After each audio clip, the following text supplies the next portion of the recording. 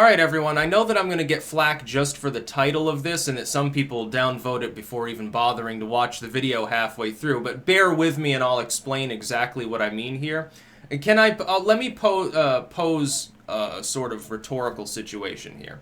Let's say that Twitter were to ban Paul Joseph Watson or Stefan Molyneux tomorrow, and it said that they had been botting, and it said that it was, malicious behavior with their accounts or something like that. Would you believe it? No, you probably wouldn't. 90% of you, if you're being honest, you'd say no. Probably more than 90% of you. Why then should I assume that Twitter, that's run, again, by dishonest corporate neoliberals like Dorsey, why should I assume that they're telling the truth with regards to the Krassensteins? And by the way, again, ding, ding, ding, did I not fucking tell people 2 fucking years ago that there would come a point at which the neocon sort of people that run these corporations would start targeting the left? And we had a foreshock of this, by the way, several months ago on Facebook, of all places. Zuckerberg, supposedly far left. Bullshit.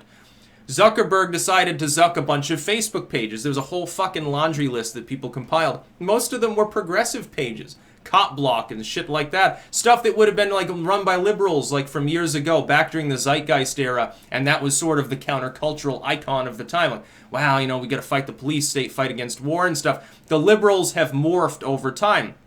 Here's what's happened.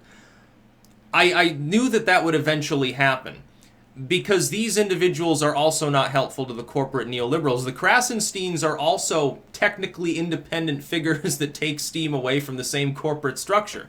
Yes, they're in competition with commentary, especially on Trump, which is the big story of the day anytime he fucking makes a tweet, because what they were doing, here's what I think they do, the Krassensteins. During the day, they would pretty much just lurk on Trump's page. Dude, they make money by making tweets. Really nice gig, by the way, until yesterday when they got banned. At night and stuff, I think they had other people sort of running their accounts. Now, their explanation is, yeah, we've got secondary accounts, which is allowed under TOS. We did it to monitor hateful comments directed at us, because sometimes what happens is someone blocks you, you can't see them, and they're spewing crazy shit about you. It's lopsided. Twitter's current blocking system needs to be tweaked. This is basically Twitter's fault. They almost force people with large audiences who are a lightning rod for any form of criticism to have secondary accounts. Now, I don't like the Krassensteins.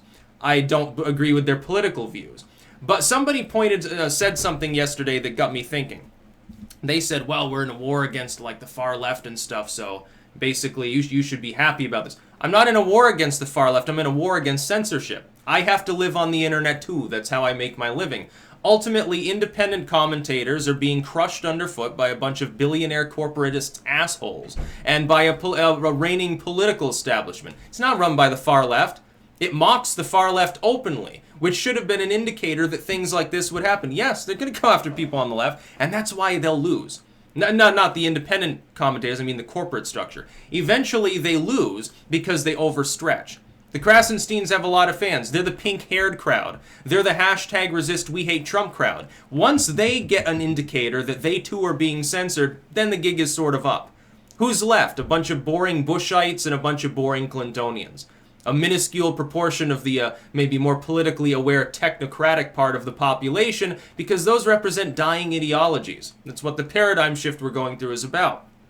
I pointed out fucking 2 years ago, they would start with people that were part of the anti-establishment, with people on the right or libertarians and stuff, especially the further right, the new right. They'd go after them first in hopes of escaping any repercussions in general, because people who are like normies, they don't really care because they don't, have that much invested in political commentary. They don't really care if you ban a comedian here, a politician there, or whatever. And then the far left would support it because you make it a partisan issue. At some point, once you've weakened the independent commentary of that community enough, then you can go after the people on the left. And they've already been doing it. Facebook has been doing it, flaunting it openly for months now.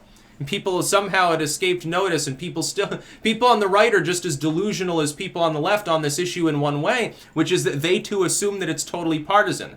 I told people from the get-go, it's not going to be a partisan thing. It's going to look that way by design. That's how they hope to implement censorship web-wide for corporate reasons. What do corporations care about ultimately? Money and power. They do not care who is in office. They don't care if it's a Republican or a Democrat or it's a Labor or a Tory or a Lib Dem or a UKIP member. They don't give a fuck. All they want to do is make lots of cold hard cash.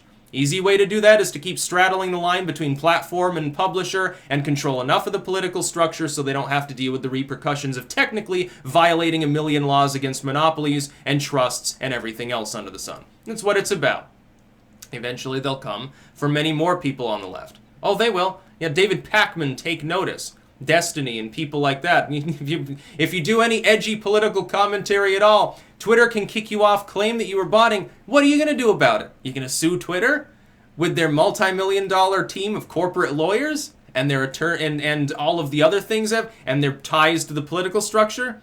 Who are you going to complain to? The Senate, the U.S. House of Representatives, the House of Commons, a local judge? Who's going to stop them? They're basically under you. Go to California, try to sue Twitter, see what happens. Get back to me once you're $1 million more poor. And that's the whole thing. Some of these people that are deplatformed, yeah, they're like on the upper crust, like the Krassensteins, and obviously on the wealthy side. I think, didn't they have to shell out millions of dollars in some lawsuit years ago? And like they still appear to live the wine-totaling lifestyle, so I guess it didn't impact them too much. How much money do they have? They should talk to me. Maybe I should get them on for an interview. Maybe I should have them here. I'm gonna platform the fucking Krassensteins so that they can deride Twitter on my platform. That's a great idea. In fact, I think I'm actually gonna, I'm gonna fucking contact the Krassensteins about that. It's not like, I got messaged once, I think it was by Brian Krassenstein, because actually someone had fronted me an edited video. It was heavily out of context. It was basically them joking about what people say about them. But out of context, it looked like they were saying, oh yeah, like we're in bed with this corporation or something. I can't remember exactly what it was about. They actually messaged me and was like, hey, here's the full context of it. You're wrong. And then I had to take it down, which is sad, of course, when that happens. But then I got to make another video in its place about the importance of fact-checking. The independent creator community has to remain above board. Yes, more scrutiny is applied to us than to CNN and Fox and, groups that can actually start wars and cool shit like that.